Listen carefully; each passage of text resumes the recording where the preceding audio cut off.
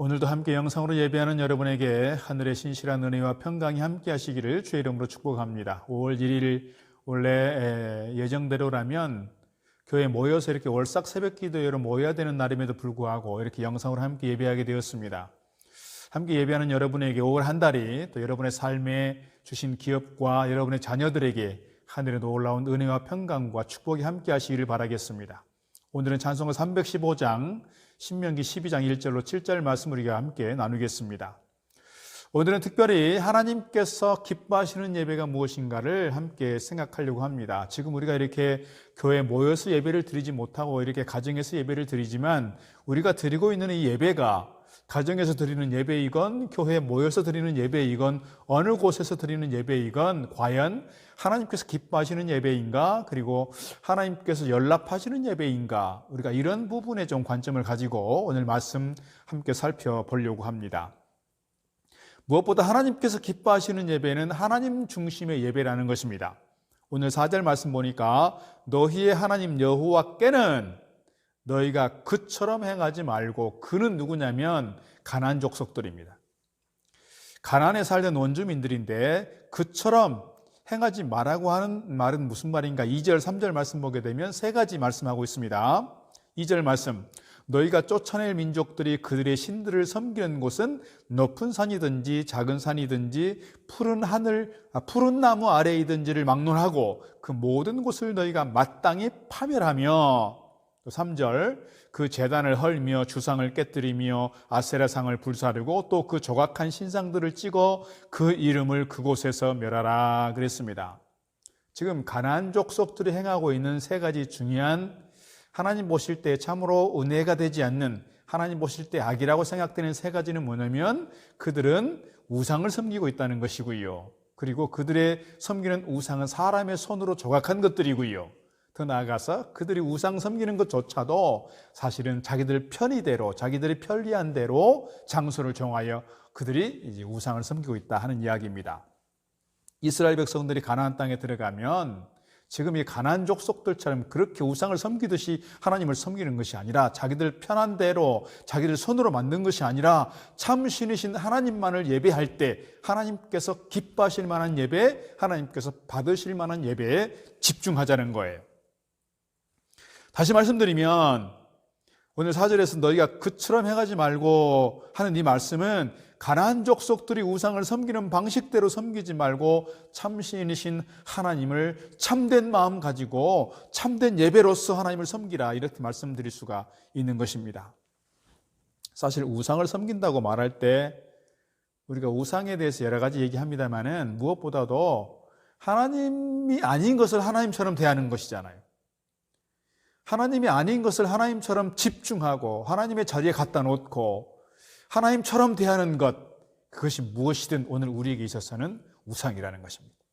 하나님을 하나님 자리에 앉히고 하나님을 하나님 되게 참 신이신 하나님 앞에 진실한 마음으로 정직하게 찬양하고 예배하고 기도할 때 하나님께서 우리의 마음을 받아주시고, 우리의 예배가 하나님 중심의 예배, 나 중심의 예배, 내 경험, 내 생각, 내가 배워왔던 것, 내가 경험해왔던 것들을 가지고 하나님 말씀을 판단하고 재단하는 것이 아니라 하나님의 말씀을 말씀대로 받고 내 예배의 중심에 하나님을 모시고 예배하는 것, 이것이 하나님 중심의 예배 아닐까 싶습니다.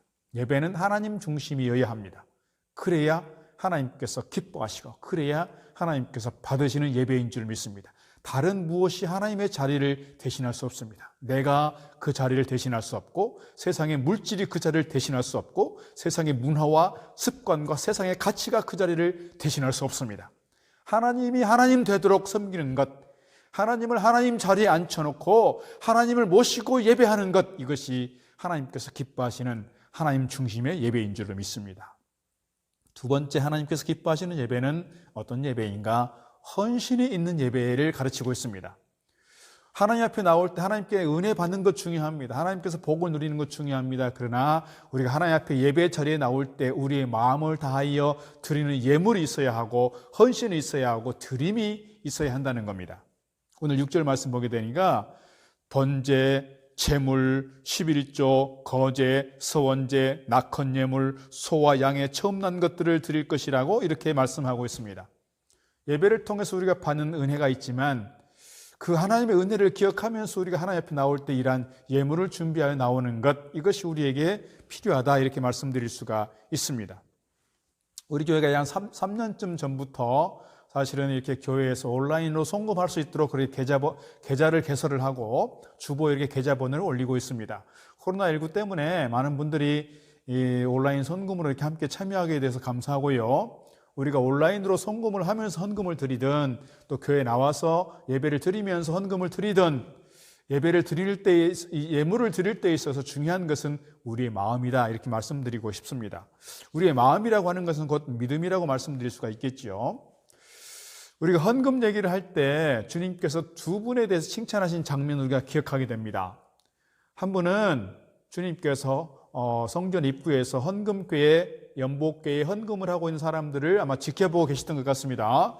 그 중에서 헌금을 많이 드렸던 한 부자의 이야기를 보고 그 다음에 한 과부가 초라하게 아마 그렇게 옷을 입고 들어갔을 것 같습니다. 2렙돈을 드리고 갔습니다. 2렙돈이라고 하는 것은 우리로 말하면 한 2,000원 정도 이렇게 되겠지요.